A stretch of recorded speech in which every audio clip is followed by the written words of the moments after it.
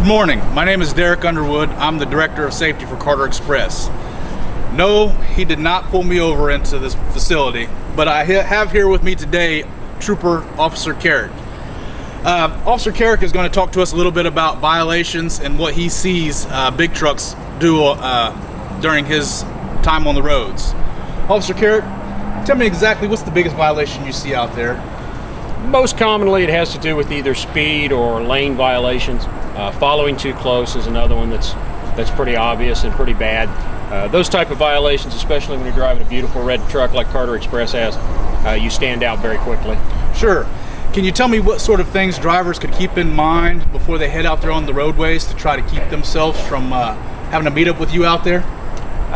Most of it is just being aware of what's around you. The speed, they've got cruise control, so that shouldn't be a real issue. I understand that there's a lot of cars out there, so the following too close sometimes is a little problematic. Cars will cut them off. They've got to regain that distance. And the biggest thing we run into is just speed in construction zones. Sure.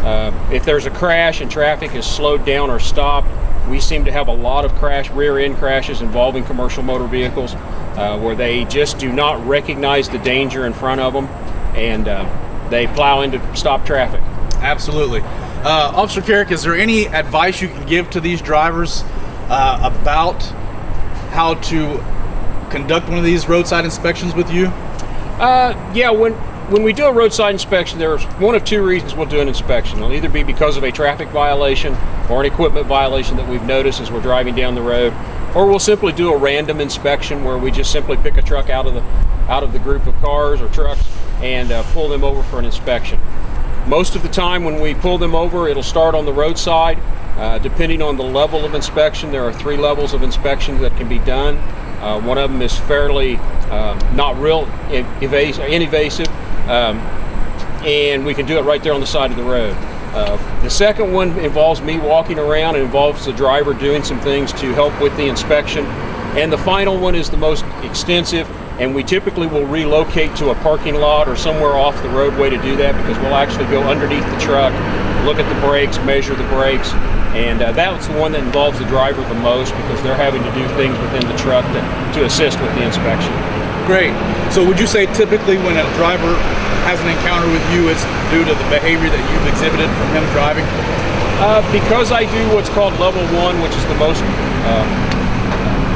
the ones that you go underneath, most of the time mine are just simply random inspections.